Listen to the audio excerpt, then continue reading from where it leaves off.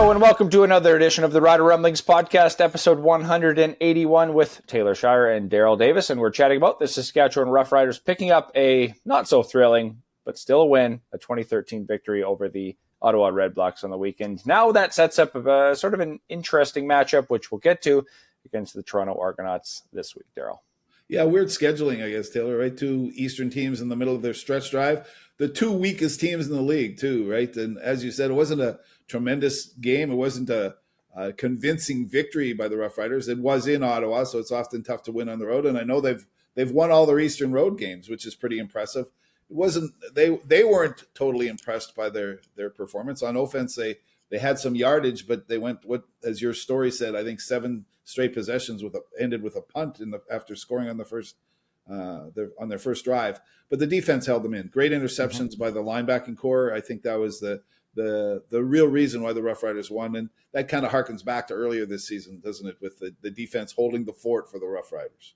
Yeah, and everyone has been so hard on how slow the Riders have been to start. I think it was before last week's game, they had scored 6 points in the first quarter of all 6 of their last games combined.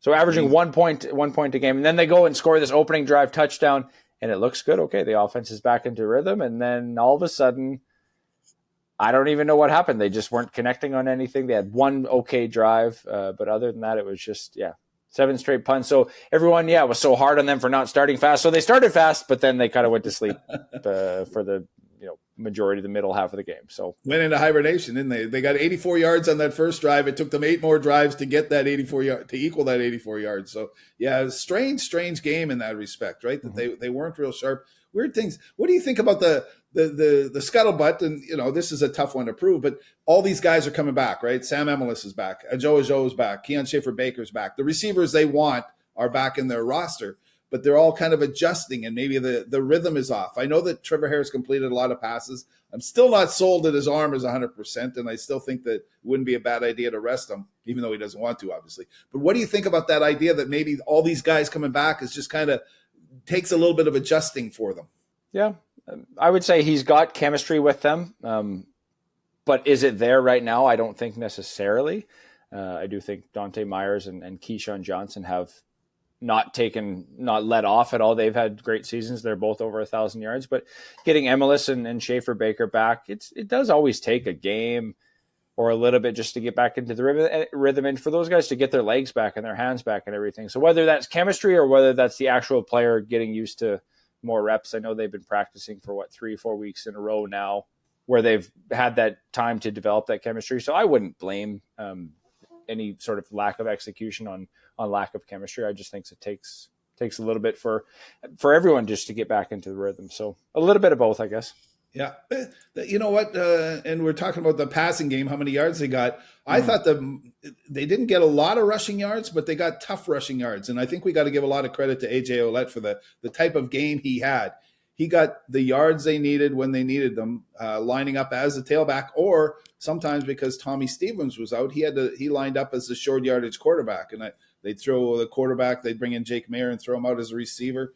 And Ouellette would get those crashing tough yards. So kudos to him. He also had 3 catches, I think, which some of them were short handoffs, basically. So contributed mightily, I think. And one of the plays of the game was that I don't know why the Roughriders, they'd moved down to the Ottawa's 5-yard line and they're throwing the football again. Sometimes they just overcoach themselves, and it turns into a fumble that is returned by an Ottawa player.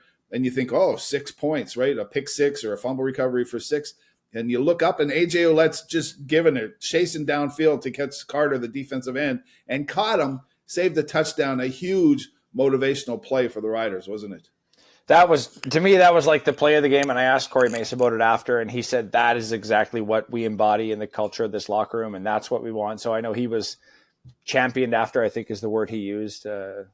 He also swore. Yeah, I was going to say, he also had a curse word in there. But he says he doesn't swear. I always get a kick out of that. And then his eyes kind of sparkle when he says that to us. Yeah, so that to me, along with the, Dante Myers touchdown, that was like the play of the game where it said, like, okay, like this team is still we're not folding it in just because they potentially had that wouldn't have lost them the game. It saved them 4 points. They still won. It might have turned things around though, but yes, you never know about the momentum, right? Yeah. And the momentum changes. So he essentially saved them 4 points with that tackle, but who knows? Yeah, like you said, all about the momentum of that game. I thought that was one of the best plays of the year.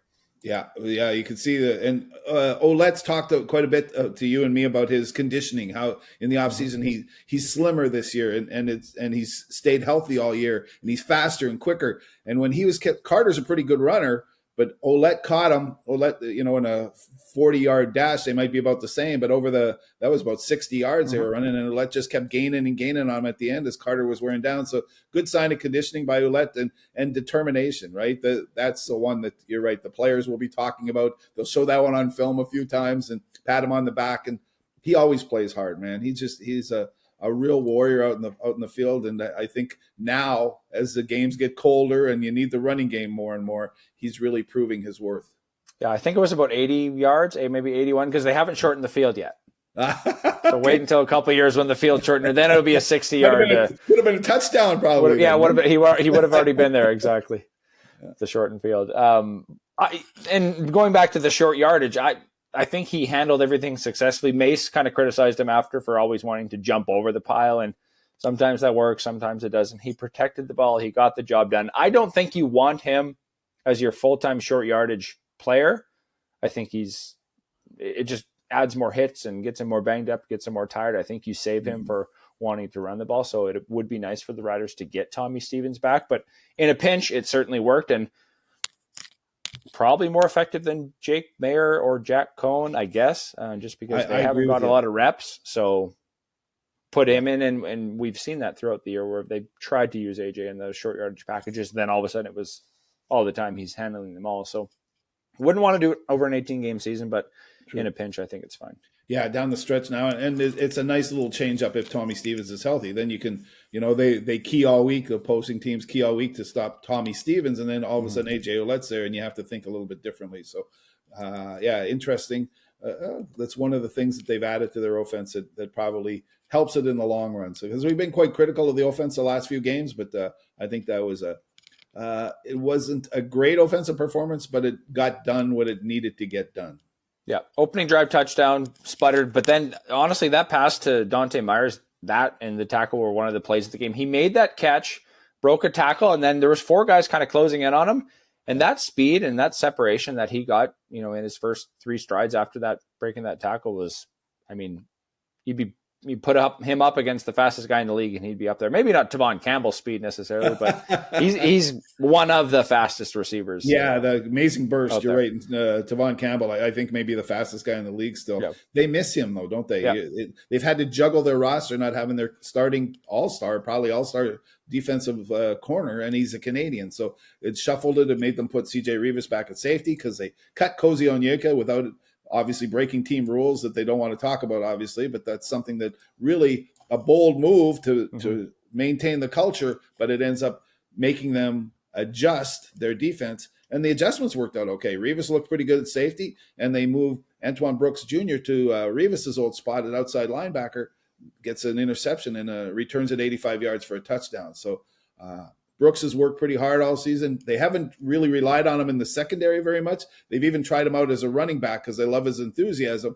It was nice of him to see him contribute all the work he's done and to show that the juggling didn't really disrupt the Roughriders defense. Yeah, Brooks started at corner, week? It was earlier in the season, right, against Calgary, and he was okay. It wasn't an outstanding game. Then they took him out. So when Sales and Campbell got hurt a couple of weeks ago, I was sort of surprised that they didn't try Brooks out there again. They went with Ixume and Sapp, and we saw how one of those players fared in that one performance. But Sapp has continued to play out there. So I was sort of surprised that Brooks didn't get a second opportunity. But then he comes in and plays Sam linebacker, and I think that's more suited to his style of game. And great interception, made an outstanding play and returned it all the way for a touchdown. That really made up for a lot of the lack of offense when they were able to build up that lead. Had they only been leading by 7-0, I think Ottawa would have had a little bit more momentum and potentially got back into the game. But Drew Brown just didn't look right. He almost threw a pick right earlier to Sapp too, who almost came down with that. So basically had 4 interceptions in the first little bit of the game. So good on, Brooks, Thurman, Allen for capitalizing on those plays and coming down with them and yanking Brown from the game. Yeah, not often your 3 linebackers get the 3 that was receptions, weird. right? So a really nice job by them. And you're right, knocking Brown out of the ground. Brown doesn't look that great lately, and the Redblacks aren't a great football team. So that's why I think we're harsh on the Rough Riders a little bit. The Redblacks have just been fading badly. And you think, well, why didn't they just pulverize the Redblacks? And they didn't. And I think they're a little upset about it. But the victory ends that 2-game skid, as we talked about. And I think that's a good starting spot for them to head down the stretch. Yeah. It's not like they lowered themselves to their opponent. Oftentimes you see that, or you sort of bring your game down. This game was never going to be this emotional, built-up game. Yeah. It was just another game on the road against an Eastern team. You think about the hype and the momentum going into, say, the Labor Day Banjo Bowl rematch, where you just felt it, or even the Hamilton game prior, where you knew there was so much on the line. You felt some extra juice, as they like to say. This game didn't have much going in, and it didn't have much during, and it doesn't really have much going out, but it was a win. They come away with 2 points, and now they get set to come home and potentially wrap up or clinch first place on Friday. So it didn't have all that build up, and I think that sort of showed. Yeah, let's see if it builds up again. After the Toronto game is on the schedule, they got to play it. The Argonauts are out. Nick Arbuckle, their quarterback, as we're recording this, looks doubtful for that game, or maybe for sure out for that game. But the 2 games after that, when you're talking about hype and build-up, the Winnipeg Blue Bombers going to Winnipeg and then the BC Lions coming here. BC seems to be the hottest team, and you wonder how that game might play out. It might not mean anything in the standings at that stage, but they're 2 teams ready to rock and roll for the league championship. So it might be fun to watch that one. I don't know if there'll be hype. I don't know if they'll back off with their starters, depending on the schedule. That's something that we'll be watching for. But those games, I think, are a little bit circled more so on the calendar than the Ottawa and the Toronto games are. Yeah, so Riders host Toronto on Friday. They have a chance to clinch first place with a win. It's as easy as that. But if they lose, and BC's on a bye this week, right? Yeah. So if they lose, then BC sort of has a chance. BC faces Edmonton before coming here for the final week of the season. So will that game mean anything? Could it be a potential West final preview based on how BC is playing? I think if you're the Riders, you want to beat Toronto this week and take 2 weeks off to do whatever you want. Mm-hmm. And then you don't show Winnipeg anything. You don't show BC anything. You play some of the backups. Sure, you want to pick up 2 more wins to end the year on a high note, but then they'll enter potentially a bye week in the first playoff week of the seasons, or of the playoffs. So do you want to maybe, that, and then we talked about load management, right? So do you want to maybe rest your starters for 2 games or 1 game or 1.5 games, and then you'll have that bye into the playoffs? It'll be an interesting decision to make when it comes to how they're going to manage these players with that much time potentially off. Yeah, there's so many different ways to think about it, right? Maybe we're getting ahead of ourselves, but I'm sure they've talked about what they might do. You have to have those plans in place, but until you win or lose your next game and get your destiny assured, I don't think you're going to make those changes for sure.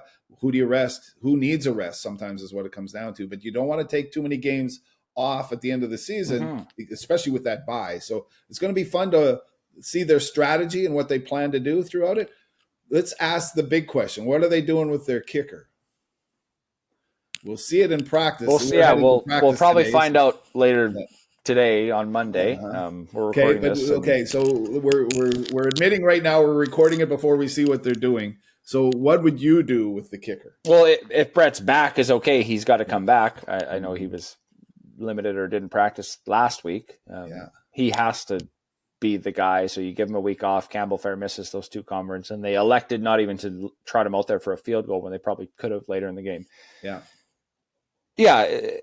So you just hope at this point in the season that Brett has found it back, or some of it back, and is able to be that guy, and that's all you can do at this point. I don't think you can do anything. That's exactly it. They're kind of stuck, aren't they? I think, as I wrote earlier this year, they've left it too late, I think, to make a real drastic change. If Campbell Fair had been excellent, well, maybe they would have made the change, but I'm still not sure that they were planning to. Is Brett Lothar hurt? Well, that's the big debate. They put him on the injury list and had him miss a game, and it gave Campbell Fair that opportunity, and he failed miserably at it. So, you have to go with Brett Lother. They've talked all year about his career rate. Yep. He's an 81% kicker, and he's usually been pretty good in the clutch. He's only cost them one game this year, so I'm pretty sure that they'll put him back in, see how it goes, and cross their fingers that he doesn't miss a crucial kick somewhere down the line. Yeah. Or, again, it sort of goes into that load management where maybe you give him another week off and you try Campbell Fair again this week. Because to me, I don't see any reason why the Riders won't be clinching first place. They only can get they need one win in their next three. Yeah. They have sort of an easier game against Toronto, who's been eliminated from the playoffs. Then they go into Winnipeg. That is a weird game, and I could see them resting some players for that game. If BC manages to beat if the Riders manage to lose to Toronto and Winnipeg, and all of a sudden BC manages to beat Edmonton, then that sets up a crazy game for the last week of the season. That would be fun. I'm looking forward to that one. The BC Lions are the hottest team in the league right now. They look unstoppable, right? And the only team that we think could stop them is the Roughriders, and they haven't been playing their best. So yeah, that matchup is the one that I'm looking forward to. But you're right, the situation might evolve so that it doesn't mean anything to either team. So then what do? Then they might just be stashing things away for the playoff meeting that they're probably going to face. Actually, no, now that I think about that, the Riders have the season series, so that game wouldn't mean first place. Calgary can still catch the Riders. Yeah, but BC can't catch. Calgary doesn't look like BC could only finish with 11 wins, and the Riders already have 11. So that game wouldn't mean first place, but Calgary would need to beat Hamilton, Toronto, and Edmonton, which is doable. Yeah. And then they would potentially tie the Riders for first place with 11 wins if the Riders were to go 0-3. And then Calgary would win first place based on the tiebreaker. So that, now that I think about it, that last game against BC wouldn't mean anything. Yeah. Unless Calgary handles their business. All right. But still, there's lots to play for. You can't just mail it in.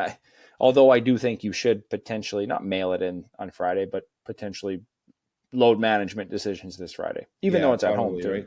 Hey, you talk about Calgary though. Oh my goodness. Yeah, they've fallen off. What's happened to the Stampeders? They are who we thought they were at the start of the season. Well, they are who we thought they were. Uh-huh. Yeah, we didn't think they were a contender, and then they smoked the Roughriders twice, and everybody go, "Oh, what happened?" And we were the same thing. What happened? That defense hasn't played the same. The offense is just Vernon Adams throwing picks again. It seems to happen at the most inopportune times, and they fall apart. People are talking.